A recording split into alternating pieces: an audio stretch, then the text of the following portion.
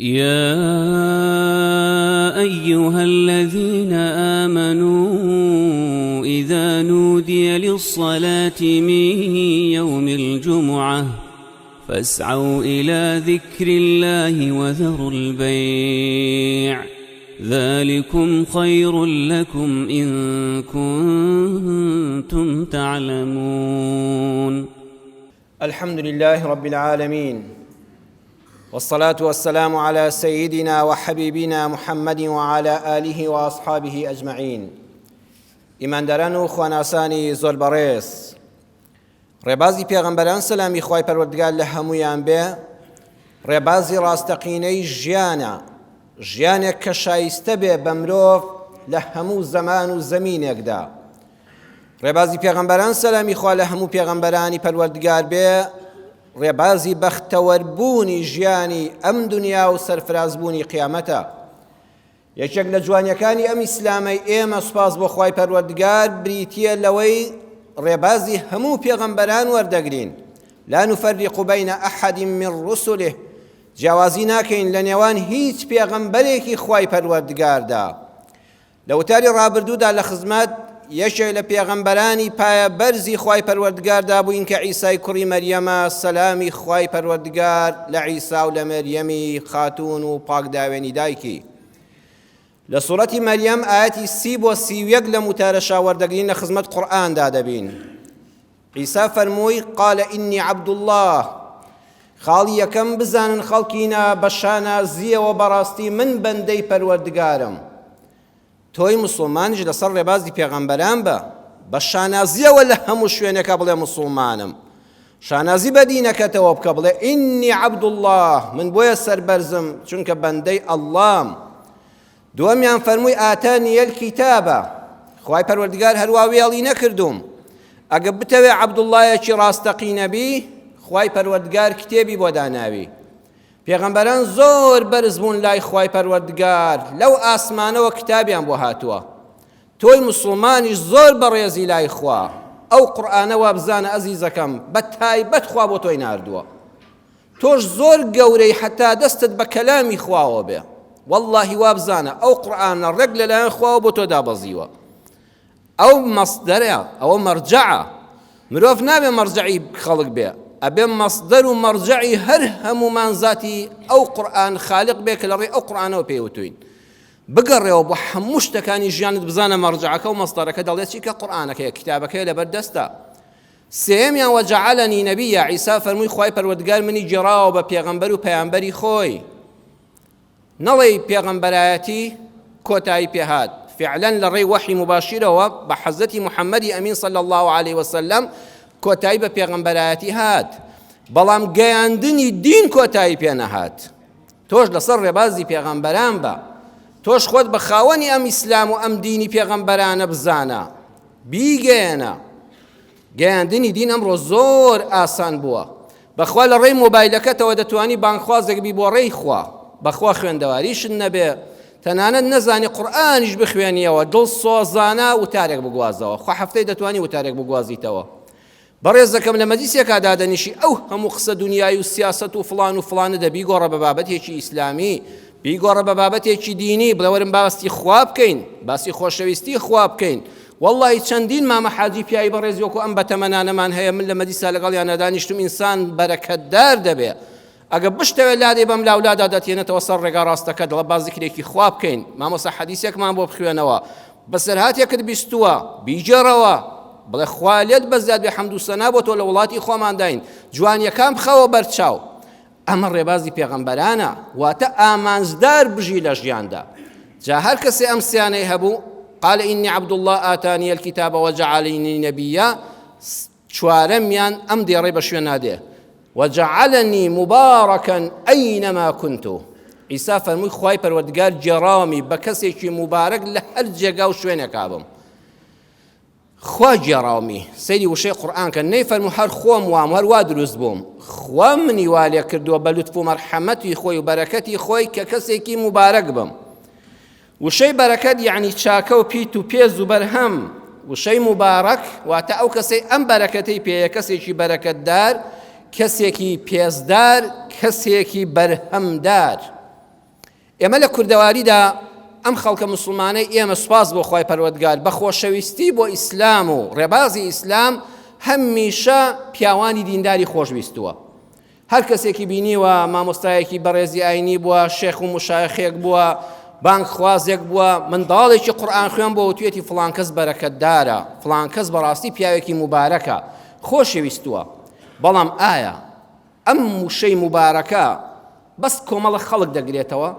تۆ ناتوانی کەسێکی مبارەک بی بەرەوەڵڵا. بەڕێزان، وشەی مبارەک، کەسی مبارەک، پیاوی مبارەک، ژنی مبارەک دیاری نەکراوە بەس لەسەر فڵان کەس و فڵان کەس و فڵان کەس. بەخوا تۆ لە هەر شوێنێکابی دەتوانی خۆت مبارەکەی. پێت دەڵێم کەسێکی مبارەک بە لە دنیادا بۆی دنیا و قیامەتت بەختەوەر بێ. چەند جوانە لەناو خەڵکە ئاماژەت پێ بکرێ بڵێن بەڕاستی فڵان کەس پیاوێکی مبارەکە، بەڕاستی ئافرەتێکی مبارەکە. بەرهەمی دیارە کاری بە پێز و جوانە. لە هەر کارێکای دەتوانی ئەمە بکەی. بڕواتان هەبێ بەڕێزان کرێکارێک کە خواردترین پلەی ئیشکردنی هەیە، تا مۆزەفێک، تا بەڕێوەبەرێک، تا مدیر عامێک، تا وەزیرێک، هەر کەسە لە ئاستی خۆیەوە دەتوانێت خۆی بکا بە کەسێکی مبارەک. بەچی؟ بە دڵسۆزیەکەی، بە کارە جوانەکەی، بە ئیخلاسەکەی، بە پاکێتیەکەی، بەوەی کە ئیشەکە جوان جێبەجێ دەکات، مرداری ناکاتەوە نایمرێنێ. بەخوا کرێکاری هەمومان خاوەنکار بووین و کرێکاریشمان کردووە. یەک کرێکار دەتوانێت ئیشێک جوانکە، ئەوەندە بە دڵسۆزی، ئەو کرێکارە دەستی ماچکە، ئەوە مبارەکە، ئیشەکەی بەڕێک و پێشی کرد. ئەو مۆزەفە لەو دائیرەدا بەقەدەر 10 مۆزەف کار دەکات. ئەستا حکومەتی ئێمە فەوتاوی چییە؟ دایرەی وا هەیە بڕۆ لە ژوورێکە 5-6 کەس دانیشتون، خۆ بەخوا یەک کەسیان ئیش دەکات. ئەوەی تری موبایلێک و تیکتۆک و نازام خەریکی لاپەڕە هەڵدانەوەی فەیسبووکە، خۆ ئیشەکەت بۆ ناکرێت، بەڵام یەکێکیان تێدایە مبارەکە. ئیشەکان هەمووی ڕایی دەکات، دڵسۆزانە، خەمخۆرانە. ئەوە پەنجەی بۆ ڕاکێشە بڵێت تۆ کەسێکی مبارەکی کە ئەم دایرەگە تۆی لێ نەبی پێوەی دیارە. دەتۆ لەو کەسانە بە. چەند جوانە مامۆستایەکی خوێندنگابی، شەرنێ مامۆستای ئاینیبی، شەرنێ وتار خوێن و بانک خوازبی، هەر مامۆستای خوێندنگا لە بنەڕەتی تا دەگەیتە زانکۆ، مامۆستایەک بی پێتەوە دیارە بەخوا بەرهەمت بە خوێندکار و قوتابیەکانەوە دیارە، بە دوو شتیانەوە دیارە، ڕەوشتیان جوان دەکەی. ئای بەڕێزان، ئەوەندەی بەتایبەت لە تەمەنی مناڵیدا مناڵ چاو لە ڕەفتاری مامۆستا دەکا، بڕواتان هەبێ یەقینتان هەبێت چاو لە ڕەفتاری دایک و باوکی ناکا. ئەی خۆشبەختی بۆ ئەو مامۆستا مبارەکەی کە منداڵەکانمان فێری خواناسی دەکا، فێری وشەی جوان دەکا، فێری ئەدەب و حرمەت دەکا. لەگەڵ ما ئێستا جەنابەت بیر بکەیتەوە لە مناڵیە مامۆستایەکت هەبوو ئێستاش لەبیر تە قسە خۆشەکانی حرمەت و ڕێزەکەی کە تەفسیری ئاەتێکی بۆ کردووی، کە حەدیثێکی لەسەر تەختە ڕەشەکە نووسیوە، کە ئامۆژگاریەکی جوانی کردووی. ئەی ئەو مامۆستایە چەند مبارەکە کە لە زانکۆدا پێش زانستەکە ئەخلاق فێری قوتابیەکان دەکا، پەروەردەیەکی جوانیان دەکا، لە هەڵەکان ئاگاداریان دەکاتەوە. هەموو ئەو مامۆستا هەڵسەنگێنە. ئەگەر خوێندکارێک وەرەقەیەکی بدرێتەوە بەبێ ناونووسین هەڵسەنگێنرێ. هەموو خوێندکارێک ناڵم، خوێندکاری بەدین، خوێندکاری ڕەوشبەرز، خوێندکارێک کەمەبەستی خوێندن بێ، وتی ئەشهەدو بالله مامۆستا فڵان کەس بەڕاستی مامۆستایەکی خەمخۆری ڕەوشت و زانستە. بەخوا دەرس بە پارە بڵێتەوە و دەرس بە بەلاش بڵێتەوە هەر یەک عیلم دەگەیەنێ. والله دەرس بە براکەی خۆی بڵێەوە، بە کوڕی فڵان کەسی نەناسیاو بڵێ هەر وەکو یەک دەرسەکە دڵسۆزانە دەڵێتەوە، دەستخۆشی لێ بکە، بڵێ دەستت خۆش بێت، تۆ کەسێکی مبارەکی. وجعلني مباركا أينما كنت. تو لسر ڕێبازی پێغەمبەرانی، لەسەر ڕێبازی عیسا پێغەمبەری سەلامی خوای لەسەر بێ. ئەچیتە نەخۆشخانەیەکە وەڵی بەجوانی دەبینی کام مۆزەفە لە دەرزی لە دەرێکەوە تا ئەوەی دکتۆرە ئەوەی دەرمانە هەمووی دەبینی فڵان کەس مبارەکە. چەند خەمخۆری ئەو نەخۆشانەیە، چەند ڕووی خۆشە. لە بازرگانیدا لەناو بازاڕە ئاماژە بە مبارەکەکان دەکرێت. ئەو بازرگانەی لە دوکاندارێکی بچووک تا بازرگانی نێودەوڵەتی کە غەژ ناکا لە میلەتەکەی خۆی. هەر دوکاندارێک بەوە مبارەک دەبێ، ئەگە تۆ خۆت چێشتی لێ بکڕی و ئەگە منداڵە بچووکەکەت چێشتی لێ بکڕێ یەک شتی جوانت دەداتێ. ئەگە براکەی خۆی بچێ و نەناسیاوێک بچێ هەر یەک شتی جوان و بە یەک سیعر دەیداتێ، هەر زانجان بە قەناعەت پاک و پوخت. ئەمانە بەڕاستی مبارەکن. تۆ لە هەر شوێنەکاوی دەتوانی بی بە کەسێکی مبارەک. بەرپرسێکی حیزبی یان حکومی ئەگەر ئەم مەرجانە تێدا بوو، خوات بە حەق ناسی وتە الله ربي، الله پەروەردگارمە، پێغەمبەر محەممەد صلی الله عليه وسلم ڕابەرمە. هەر بەرپرسێک دانی بە ئەمەدانا لە ناخی دڵیەوە بۆ خەڵەتاندنی جەماوەر نا.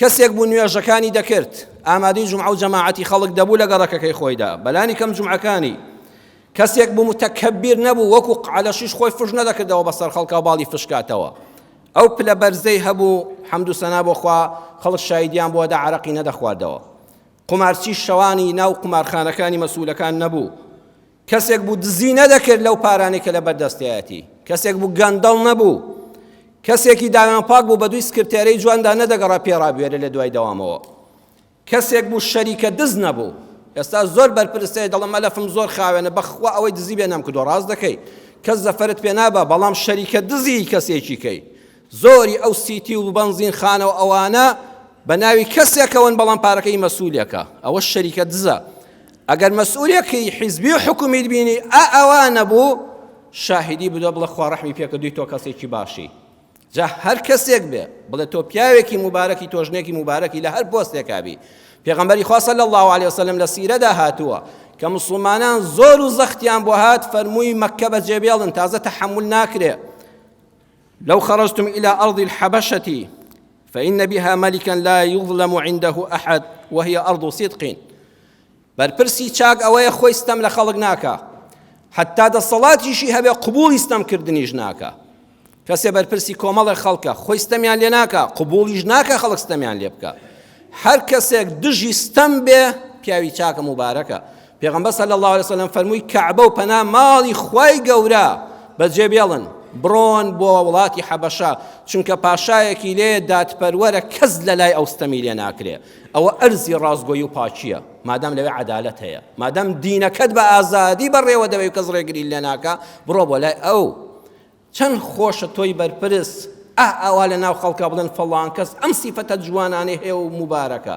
ناتوانی بیکەی شاهیدی خێرت بۆ بدرێ قیامەتیشت ئاوەدان بێ لەناو گەڕەکە چەند جوانە تۆ مواڵێکی مبارەک بی بەچی بە بێدەنگیەکەت بەخوا ماڵی وا هەیە لەو گەڕەکەدا تا دەڕوا خەڵک نازانێ هەربوونی هەیە ئەوەندە بێوەی بێدەنگ بێوەی دەستپاک زمانپاک چاوپاک بە ئەخلاق بە خۆی منداڵ و کوڕ و کچی و ژنیەوە بەخوا شتێک بەدەستەوە بێ ڕوو دەکات بەولاوە بۆی چاوت تێ نەبڕێ مراقەبەت ناکە بە حەیاتی لێن ناپرسێ میوانی ئەم شەوت چێ بوو ئەوەندە ئینسانێکی قڕە و دەنگی تەلەڤیزۆنەکەشی لە ماڵەکەیان نایەتە دەرەوە چەند جوانە ئەم ماڵە مبارەکە دراوسێت بێ بەخوا لە ماڵەکەی خۆت گرنگترە ئەمجا ئینسانێکی بەخێر کارەکە خێرەکانی بە بێدەنگی دەکا بە بێ منەت بەسەر خەڵکە ئەگە ئیشێکی پێ بکرێ بۆ گەڕەک و دراوسەیە دەیکا کارەکانی بۆ خوا سوڵحاون بۆ ڕیای بەرچاوی خەڵک نین هەیە بەرەکەتی مزگەوتە پیاوانی وەکو جەنابتان خوشکانی بەڕێزم لە مزگەوتی ئافرەتاندا دە هەوڵ بدە لەم بەرەکەتانەی مزگەوت بی مبارەکی ناو مزگەوت ئەزانن چێیە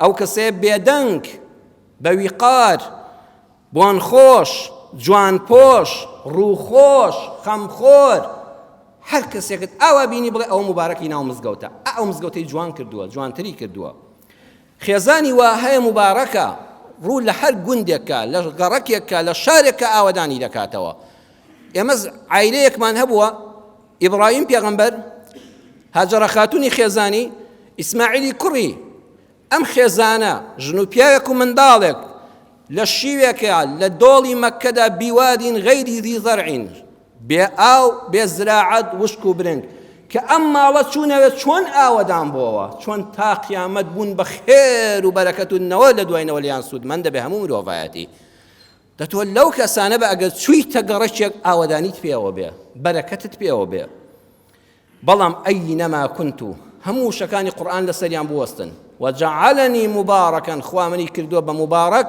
بە پێزدار و بەرهەمدار لە هەر شوێنێکا بم بەرەکەتێکم هەیە ئەینەما کونت لە هەر جێگایەکا بم لە هەر بارودۆخێکا بم ڕێبازی پێغەمبەران باز دەکەین سەلامی خوایان لەسەر بێ موسا مناڵی وا هەیە کە لە دایک دەبێ بەرەکەتە موسا بەرەکەت بوو بۆ دایکی دووجار لە قورئانەوە ئەوحەینا إلى أم موسى وأصبح فؤاد أم موسى بەهۆی موساوە دایکی ناوی هات ئەزیزەکەم کارێکی ئەوەندە چاک بکە بۆ لای خوا و خەڵک ئاماژەت پێ بکات دایکت بە سەربەرزێ بڵێ من دایکی فڵان کەسم چەند خۆشە دایکت شانازیت پێوە بکە بە جوانیەکانت بە کارە باشەکانت بۆ خوشکەکەی بەرەکەت بوو وقالت لأخته قصيه بەوەی موسا و خوشکەکەشی لە قورئانە ناوی هات چەند جوانە خوشکەکەت شانازی پێوە بکە کاکە فڵان کەسم ئەوەندە کاری جوانت هەبێ خێر بوو بۆ براکەی بەخوا هەیە خێری بۆ براکەی خۆی نییە هەموو دنیای هەبێ حەز ناکە براکە شتیا بەشدار بێ.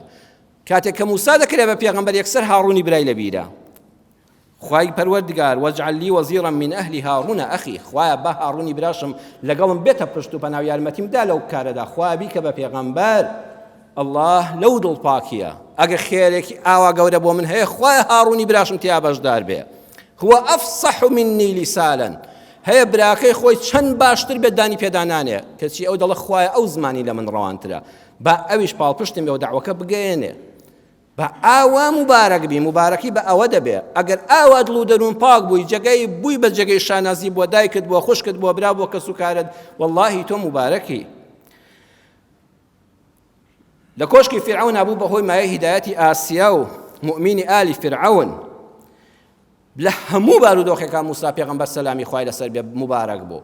کاتێک کە هەڵات ترسا بوو، غەریب بوو، بێژن بوو، بێکەس بوو، بێپارە بوو، بێکار بوو، لەسەر ئاوی مەدیەن دوو کچۆڵەی جوان و ڕێک و پێک و بە ئەخلاق و بە حیا دەبینێ، مەڕەکانیان کۆ دەکەنەوە و نایەڵم بچێتە سەرکانی و ئاوەکە ئاو بخۆنەوە بە حورمەتەوە بەبێ ئەوەی چاویان تێ ببڕێت دەفەرمێ ما خەتبوکوما، مەبەستان چییە لەوەی کە نایهڵن مەڕەکانتان بچێت لە سەرکانیەکە لەگەڵ ئەو خەڵکەدا ئاو بخۆنەوە، لەگەڵ ئەو پیاوانەدا نایەڵن تێکەڵاو بێ. بێ هەڵوێز نییە بڵێ حەقم چێ بە سەریانەوە، من خۆم وا دەمرم لە برسانە بێ ئیش و بێکار و هەڵات و غەریب. ئەوانە کە سوکاری خۆیانن، خەڵکی خۆیانن، هاوڵاتی خۆیانن، با خۆیان یارمەتیان بدەن. ئینسانی مبارەک لە هەر بارودۆخێکا بە ئیلا خێری خۆی دەبەخشێ. چوو مەڕەکەی بۆ ئاودان بەڕێک و پێشی ڕەوانی کردنەوە، ثم تولى إلى الظل، چاوی تێ نەبڕین و چی لە چاوی نەدانێ، پشتی تێکردن و بە پوختی ڕۆیشتەوە بۆ ژێر سێبەرەکە و لە خوا پاڕایەوە. لێرەدا پێ دەڵێ ئەگەر کەسێکی مبارەکی نیشانەکەی ئەوەیە چاکە لەگەڵ هەر کەسێکا کرد بە دوعای خێریش منەتی بە سەلامەکە، مەڵێ ئەو یارمەتیم دایتەوە تۆش دوعایەکی خێرمان بۆ بکە. نا، یەکسەر پشتی تێ هەڵکە، چاو مەبڕە چاوی با تەریق نەبێتەوە، خۆت بڕۆ دوورکان نوێشکۆ بڵێ خوایە ئەگەر ئەم سەدەقە و خێرم لەبەر خاتی تۆ کردو، خۆت عەلیمی ناودڵەکانی، خوایە ئەگەر قبوڵ بۆ لە لای تۆ خوا دەرگای خێرم لێ بکەیتەوە. ئاوا بکە. ئەوە ڕێبازی پێغەمبەرانە. موسا لە خوا پاڕایەوە دەست بەجێ هێشتا هەڵنەستا بوو خوا دوعاکەی قبوڵ کرد، یەکسەر پیاوێکی نمونەیی نارد. جا موسا مبارەک بوو لەگەڵ هەموو کەسا چاکەی کردبوو، بەڵام هیوا هەبوو دوعای خێری بۆ دەکرد، چونکە لە ناو کۆشکی فیرعەون نابوودا سەڵاتی هەبوو، وەکو کوڕی فیرعەون ناسرا بوو، هەموو شتێک بۆ خۆی بوو، چاکەشی لەگەڵ هەموو کەس دەکرد. هەبوو دەیگوت یەخوا ماڵت ئاوا بێ، حرمەت زیاد بێ، دەستت خۆش بێ، دوعای خێری بۆ دەکرد. هەبوو ئیهمالی دەکرد، کۆرا دەیگوت با بڕۆ ئیشەکەم پێکرد هەر ناشی ناسمەوە. هەبوو قسەشی پێدەوت، تووشی بۆرە پیاویش بوو. ڕێزم هەیە بۆ ڕووی جەنابتان، هەیە بۆرە پیاوە، بۆرە پیاو ئەوەیە چاکەی لەگەڵا بکە لەسەری تووشی مشکلە بە قەرزارباری شت دەکاتەوە، تاوانباری شت دەکات.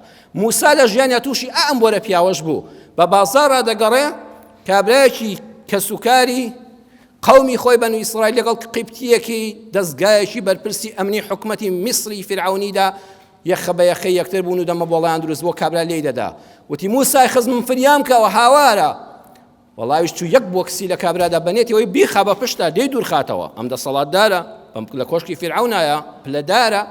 کابرای قیبتی یەکسەر لەسەر دڵی درا و دەست بەجێ مرد، فەرمووی خوایە جانەوە ئیشی شەیتان بوو، خوایە لێم خۆش بە. ڕۆژی دووەمیان قورئان هەموو دیمەنەکە لە سوڕەتی قەسەس ئاەتی 18 بۆ 19 باز دەکات. 18 و 19 دەفەرمێ فأصبح في المدينة خائفا يترقب، بترسوا درويش لناو شاركة دقرا.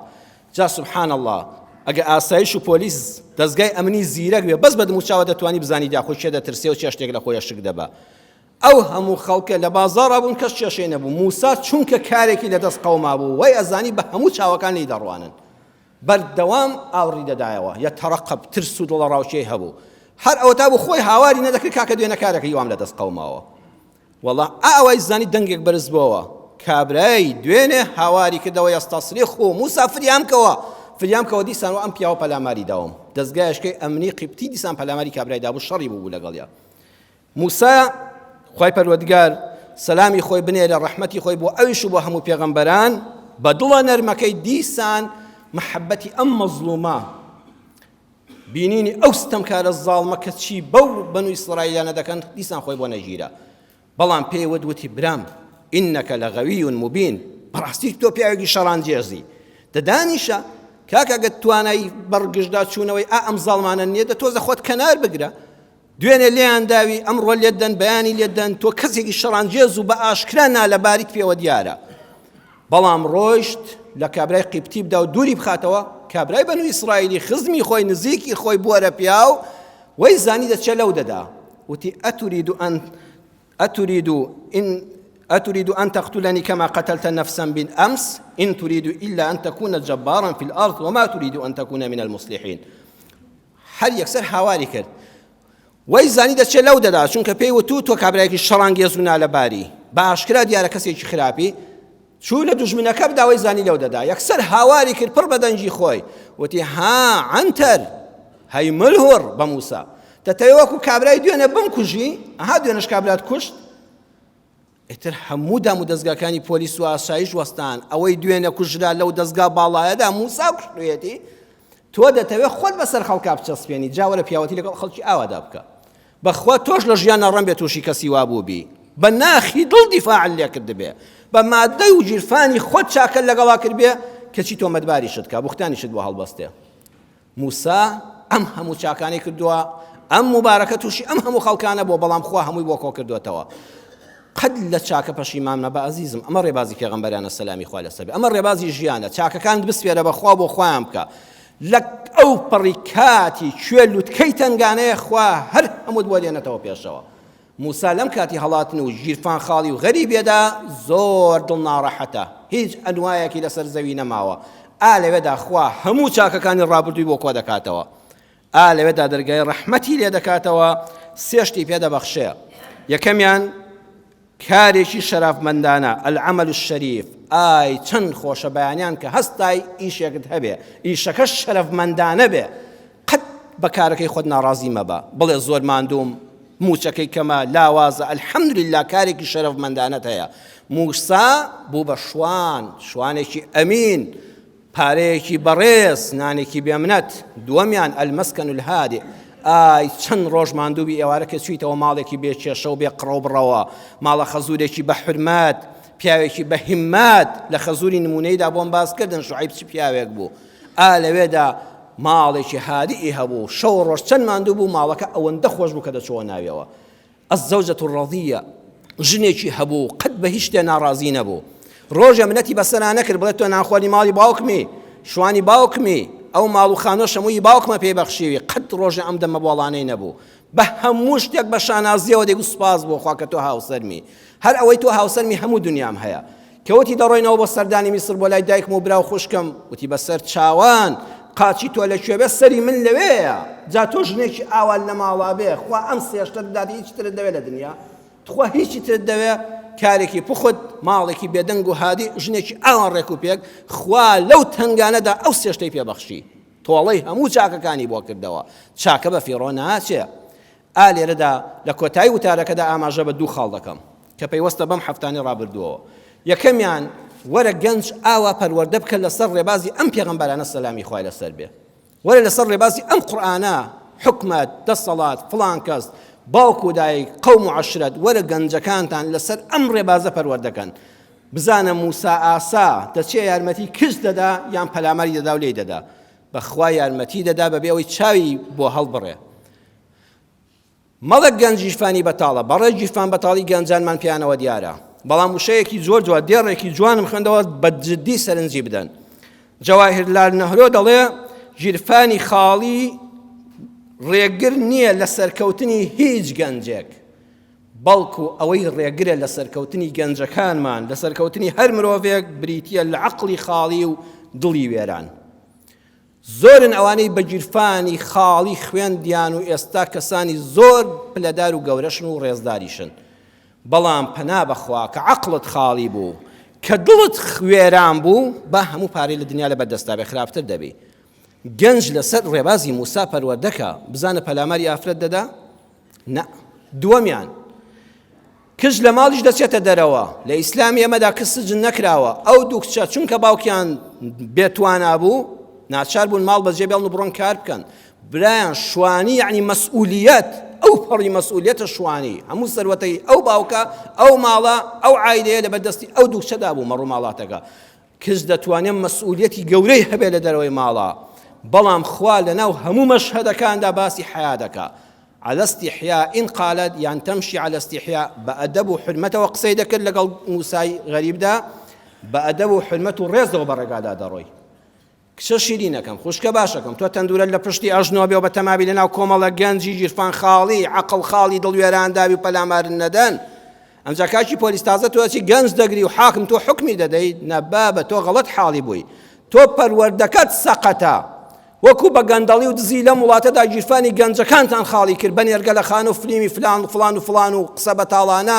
عەقڵیشتان بەتاڵ کرد و دڵیشتان بۆ گەن کرد ئەمجا بە تەمای 17-18 گەنج بگری وەڵا پەلاماری کچێکیان داوە کچیش بۆ خۆی هەتا ئەژنۆی ڕوود کردوێتەوە لەبەر چاوی کۆمەڵە گورگات لۆمەی کێ دەکەی خەتای خۆتە بەڕێزان ئەمڕۆ سەردەمی فیتنەیە بەخوا دەبێ ئاگەل لە دین و ئیمانت بێ سەردەمی ئەوەیە ئاگەل لە ئەخلاق دەبێ هەر یەکێک لێوە لێتان دەپرسم موبایلتان پێ موبایلەکە درعی پێوە یان نا پێڵەن درع وابزانم شاشەکەی درعی پێوەیە بۆی نەوەکۆ گەشتێکی بەرکەوت بشکێ ئەی تو خوا درعی سارەکەت کابرا مەسوول فڵان سارەکەی درع فیشەک نایبڕێ تو خوا فیشەک بتبڕێ باشتر یان کچەکەت ببڕدێ تو خوا موبایلەکەت بشکێ یان سەمعی کچەکەت بشکێ برا درعی کچەکانتان حیجابە حیجاب والله ئەمڕۆ ضرورە لە سەر حیجابەکەشەوە عەبایەکی پێوە بێ وای لێ هاتووە دەتۆ وەرە بە حیجابەوە بە لەچکەوە بە داپۆشراویەوە بە عەباوە بڕۆ ناو 100 گەنجەوە دەوێنن پڕ بە چاو سەیرتکەن نە بەخوا ناوێرن درعی بۆ بکە درع بۆ کچەکەت بەڵام بە زمانی شیرین بە نەسیحەتی جوان بڵێ ڕۆڵە گیان تو خوا قەدری تۆ بە قەدەر موبایلی شاشەی موبایلەکەشم نەبێ خەمی بخۆم وەرە بە حیجاب درعی کە بزانە گەنج پڕ بە چاو دەتوانێت سەیری کە بەڵام بەخوا تۆ تا ئەژنۆی بۆ ڕوود کەوی سەر و ئەژنۆت بەدیارەوە بێ وەڵڵی هیچ پۆلیس و ئاسایش و حاکمێک ناتوانێت بەرگری ئەم لێ شاوانە بکات هیچ بەرنامەیەک ناتوانێت ڕایگرێ وەرن با بگەڕێنەوە خزمەت ئەم ئاەتانەی قورئان لە سوڕەتی مەریەم و لە سوڕەتی قەسەسا یا ڕەبی خوایە هیدایەتمان بدەی یا ڕەبی خوایە ژیانمان پڕکەی لە خێر و بەرەکەت خوایە کەسێکی مبارەک بین لە هەر جێگایەکا بین یا ڕەبی خوایە بمانکەی بە هاوڵی مبارەک و بەرەکەتدارەکان یا ربی خوای ئەوانەی نەخۆشن شیفایان بدەی یا ربی خوای ئەوانەی نەخۆشن شیفایان بدەی یا ربی ئەوانەی دڵ بە خەمەن دڵیان خۆشکەی ئەوانەی گرفتارن ڕزگاریان کەی عاقبەتی هەموو لایەکمان بەخێر بجێڕی آمین آمین والحمد لله رب العالمين. يا أيها الذين آمنوا إذا نودي للصلاة من يوم الجمعة فاسعوا إلى ذكر الله وذروا البيع ذلكم خير لكم إن كنتم تعلمون.